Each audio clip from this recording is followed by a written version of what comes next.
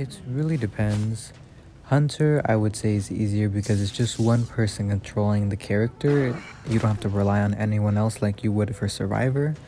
But Survivor could also be easier if you're in a team of 4 who knows what they're doing and can win a game very easily because of the meta. Hunter, it's a little bit harder because you do go against things like Seer, Forward, Merc, and Priestess.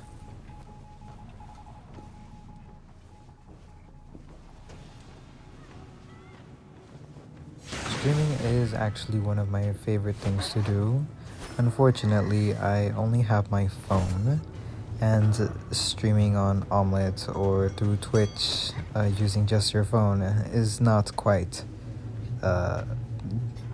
usable. It's very hard for a phone to handle that. So the only type of stream I would think would be remotely possible for me to do would be a Discord stream. But I don't really know how to set up a Discord server or how to get a bunch of people in one VC, or if anyone would be interested in that type of stream.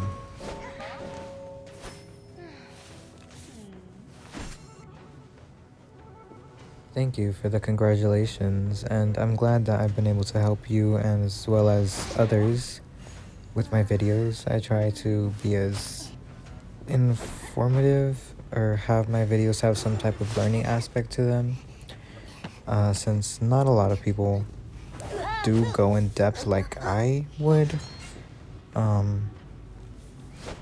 And as for a BQ guide, I feel like the only thing I could really teach you is how to place a mirror, which is not that complicated, and maybe like how I stuff people. If you would be interested in that as well as other people, then I wouldn't be opposed to doing it. It just wouldn't be that long of a video, I don't think, unless you guys have other questions about the character. But yeah. I don't play much besides IDV now because I just don't have that much time like I used to have before. But I did used to play Minecraft, which I really loved, just simple vanilla Minecraft on Xbox. And I used to also play Genshin, but I quit that like 2 or 3 months ago, after the fishing event came out, like the Catch and Balls banner, just because it was a very grindy game and you had to get on it like every day. I didn't like missing any things, so I just decided it was best if I quit.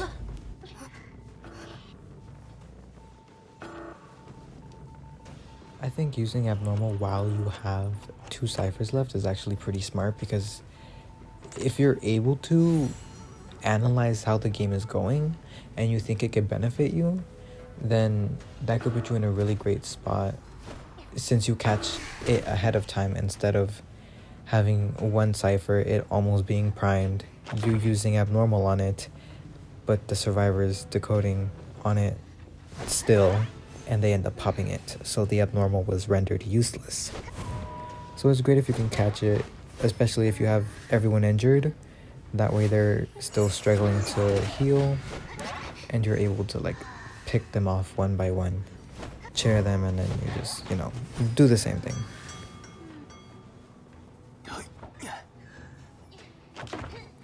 I joined IDV around, it was 1 July of the first time that Lady Bella came out, that skin, the first time it came out during the Golden Rose Theater murder investigation thing.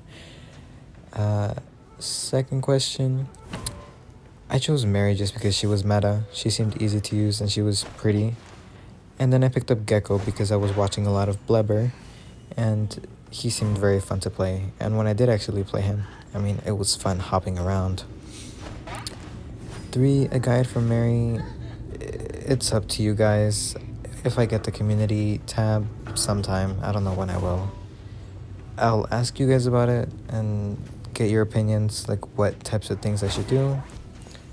And as for voice reveal, well, you have it here. I was going to try and type it, but it would be too much to type, so I just decided to use voice over.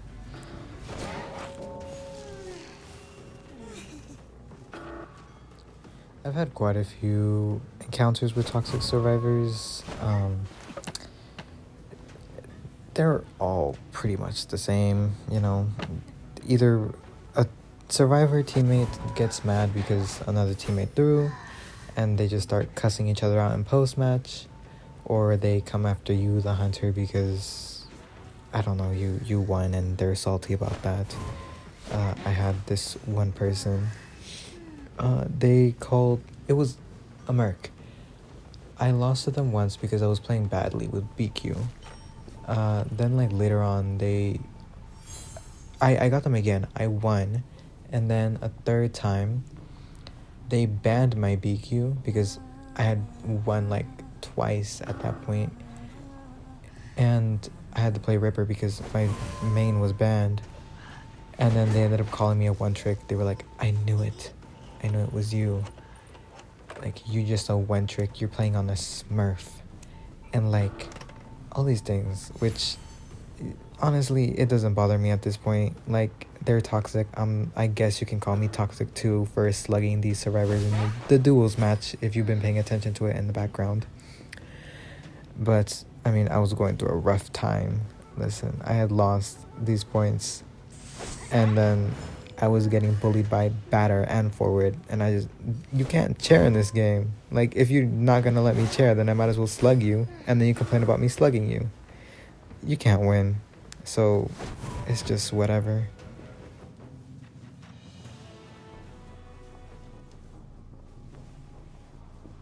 By this, I think you mean collabing. I'm not opposed to it. I'm open to doing really whatever for the channel, what you guys want.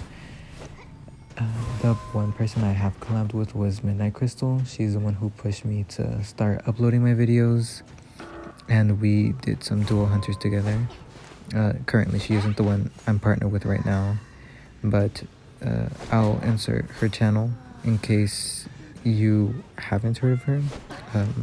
She gave me a shout out, so some of you might know her, but I'll put like a little screenshot thing of her channel up there or on the screen. Yes, that's how editing works, to show you who I mean.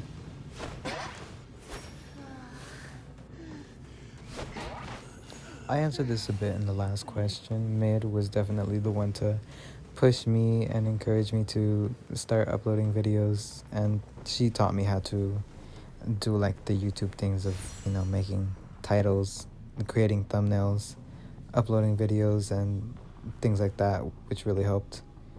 So big thank you to her.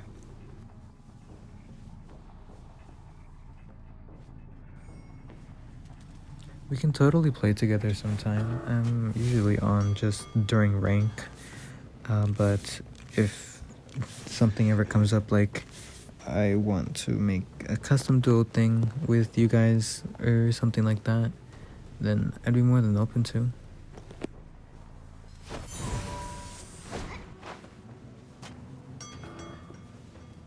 I've actually never come across a hacker, I don't think.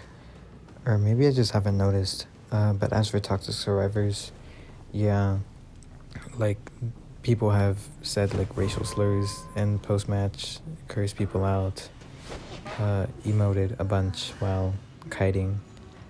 All that's fun stuff. But you learn to deal with it as time goes on. And I've had my fair share of fighting after post-match, but in the end, it isn't really worth it.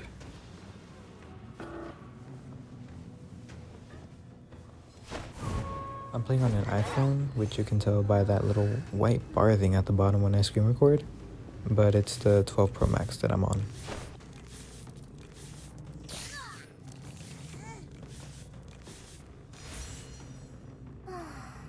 I go by he, him, and it took quite a while to get the S badge. It was very hard to learn BQ. I would go on lose streaks quite a bit. So I would say probably 4-5 months of learning and then actually finding the time to grind for that S badge, I would say. Yeah.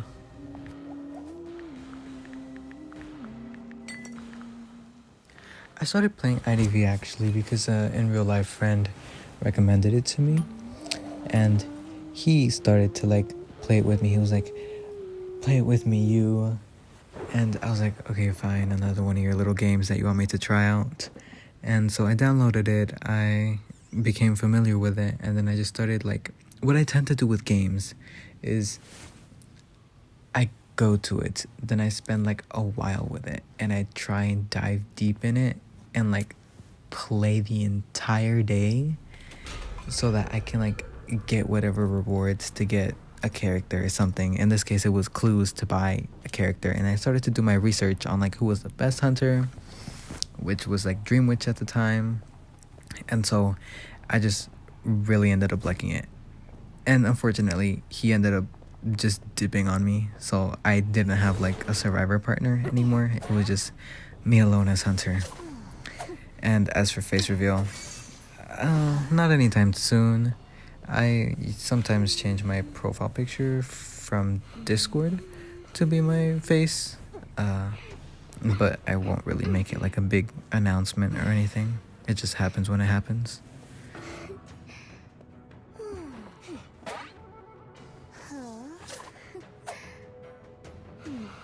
I really enjoy baking. I, of course, like playing IDV. I really like editing it, like the little videos with commentary. I don't know if you would count that as a hobby. I don't really play anything besides IDV. My favorite map, I would say, is Ever Sleeping. It's a pretty map. But as for like tournament wise or just like to win, I quite like Armor's Factory just because it's simple, easy. I absolutely hate going up against Double Decoder, Double Rescuer, or I even at one point went up against Quad Rescue. It was quite interesting. It didn't take me quite long to reach a badge for a hunter, since my first hunter that I started out with was Dream Witch and her points were relatively low, so I didn't need many. So probably like 2 weeks, I would say, maybe 1.5. And thank you. You have a good day as well. I've reached the end of mine. It was alright, but I hope you have a good day when you're watching this.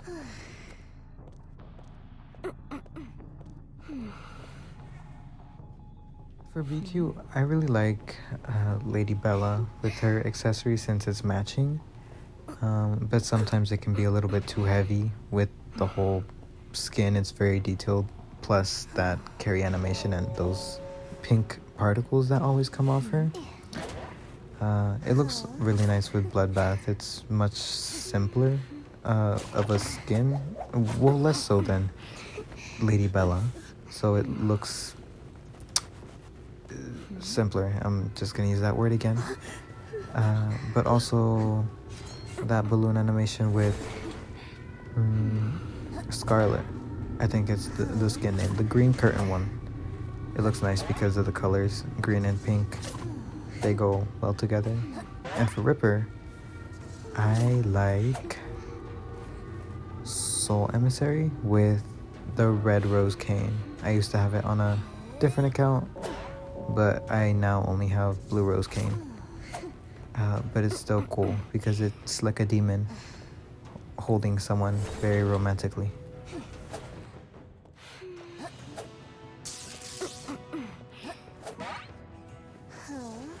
My favorite map is Ever Sleeping, just because it is aesthetically pleasing to the eye.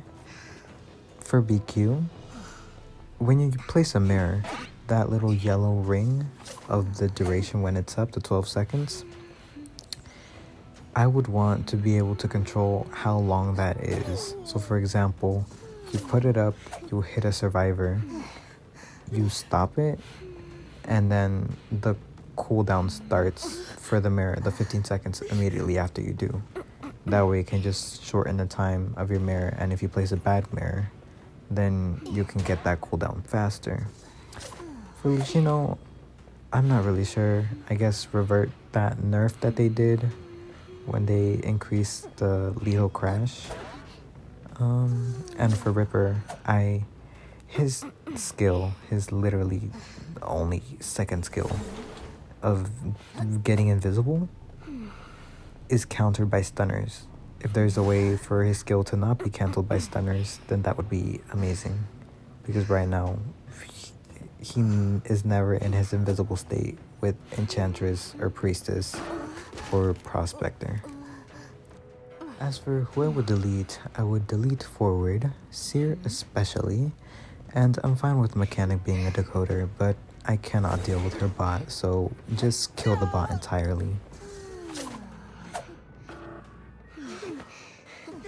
I hate going against Seers especially, just because they can do so much with their owl. You can do such a good job like hitting these people, and then they just add an owl to that, and then it's like all your efforts are wasted because it will always be after blink when you down this person. And they just don't have to use it in the beginning of the match. They can save it for like a rescue, and they can farm owls off of you just by sitting there and staring at you, and it's so annoying. And also forwards. I have trouble with forwards. I'm depressed whenever a forward is in my match. It's a struggle, okay? Like, I don't bring desperate fight, I don't bring rage, I'm just naked, and it is not fun. I think Mary is okay as it is. Maybe just give her a slight camping ability that makes it easier to stuff. But if she doesn't get that, then we'll be fine, I'm pretty sure.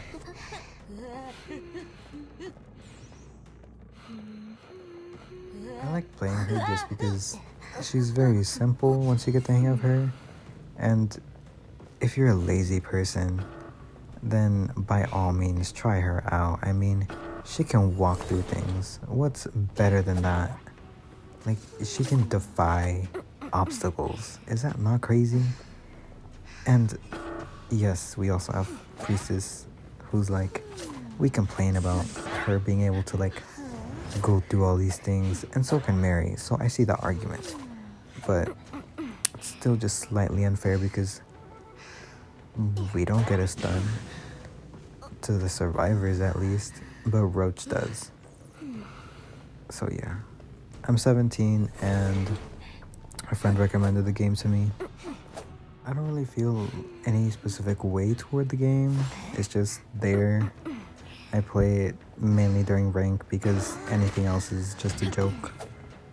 So yeah.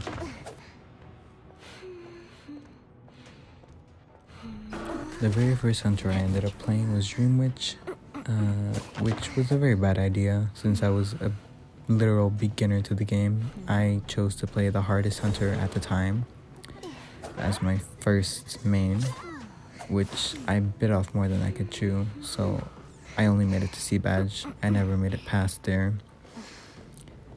And I quickly switched over to Joseph, which was also a hard hunter, but I got my first A badge with him.